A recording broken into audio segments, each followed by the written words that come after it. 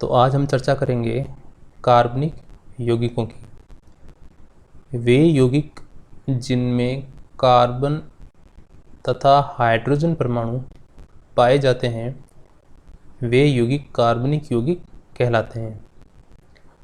अब इन यौगिकों में पाए जाने वाली श्रृंखलाओं के आधार पर कार्बनिक यौगिकों को दो भागों में वर्गीकृत किया गया है, विवृत श्रृंखला वाले कार्बनिक यौगिक और संवृत श्रृंखला वाले कार्बनिक यौगिक। तो पहले हम चर्चा करेंगे विवृत श्रृंखला वाले कार्बनिक यौगिकों की। तो जब किसी श्रृंखला के अंतिम कार्बन आपस में जुड़े हुए नहीं होते हैं तब बनने वाले यौगिक विवृत श्रृंखला वाले कार्बनिक यौगिक कहलाते हैं, जिन्हें हम अचक्रीय यौगिक अथवा एलिफेटिक यौगिक भी कहते हैं। जैसे कि एग्जाम्पल की यदि बात करें तो प्रोपेन हो सकता है, ब्यूटेन हो सकता है, पेंटेन हो सकता है, हेक्सेन हो सकता है। बस उनके अंतिम जो कार्बन है वो आपस में जुड़े हुए नहीं होंगे। ठीक है, अब बात करते हैं संवृत श्रृंखला वाले कार्बनिक यौगिकों की। तो जब किसी कार्बनिक यौगिक में उपस्थित श्रृंखला के अंतिम कार्बन आपस में जुड़े हुए होते हैं तब बनने वाला कार्बनिक यौगिक संवृत श्रृंखला वाला कार्बनिक यौगिक कहलाता है, अथवा इन्हें हम चक्रीय यौगिक भी कहते हैं। चक्रीय यौगिकों को दो भागों में वर्गीकृत किया गया है, समचक्रीय यौगिक तथा विषम चक्रीय यौगिक। तो समचक्रीय यौगिक वे यौगिक होते हैं जिनमें वलय में केवल और केवल कार्बन परमाणु पाए जाते हैं। ठीक है, जबकि विषम चक्रीय यौगिकों में क्या होगा कि कार्बन के अतिरिक्त आपको कोई दूसरा विषम परमाणु भी देखने को मिलेगा। ठीक है, जैसे कि मैंने एग्जाम दे रखे हैं, ये 5 सदस्यीय चक्रीय यौगिक है, इसमें विषम परमाणु कौन सा आ गया? ऑक्सीजन। तो इसका नाम है फ्यूरेन। जबकि इस 5 सदस्यीय चक्रीय संरचना में कार्बन के अलावा हेटेरोएटम कौन सा है, यानी विषम परमाणु कौन सा हो गया? सल्फर। इसे हम कहते हैं थायोफिन। इसके अलावा एक और एग्जाम्पल आप याद रख सकते हो,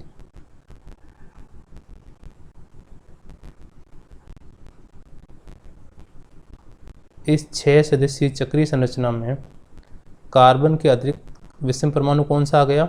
नाइट्रोजन। इसको हम कहते हैं पिरिडीन। ठीक है, अब समचक्रीय यौगिकों को संतृप्तता तथा असंतृप्तता के आधार पर दो भागों में वर्गीकृत किया गया है। पहला एलिसाइक्लिक यौगिक और दूसरा एरोमेटिक यौगिक। तो एलिसाइक्लिक यौगिक वे कार्बनिक यौगिक होते हैं जिनमें कार्बन कार्बन के बीच में केवल आपको क्या देखने को मिलेगा? एकल बंध। यानी एलिसाइक्लिक यौगिकों में कार्बन कार्बन एकल बंध उपस्थित होगा। ठीक है, अब बात करते हैं एरोमेटिक यौगिकों की। तो एरोमेटिक जो वर्ड है वो एरोमा से मिलके बना है, जिसका अर्थ होता है विशेष गंध। इन यौगिकों में एक या अधिक बेंजीन वलय पाई जाती है तथा इनमें एकल व द्विबंध एकांतर क्रम में उपस्थित होते हैं। तो एग्जाम्पल की यदि बात करें तो आप सभी को पता है बेंजीन के बारे में। ठीक है, ये हो गया बेंजीन।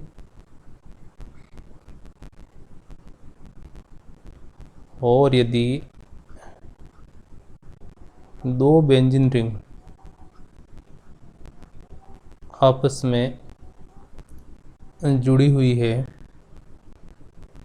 तो ये स्ट्रक्चर कहलाती है नेफ्थेलिन।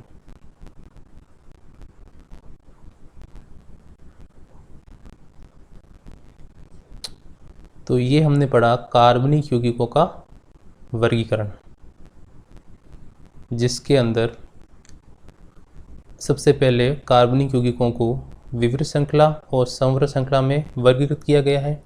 फिर समवृत श्रृंखला को समचक्रीय यौगिकों और विषम चक्रीय यौगिकों के अंदर वर्गीकृत किया गया, और समचक्रीय यौगिकों को एलिसाइक्लिक और एरोमेटिक यौगिक के अंदर वर्गीकृत किया गया।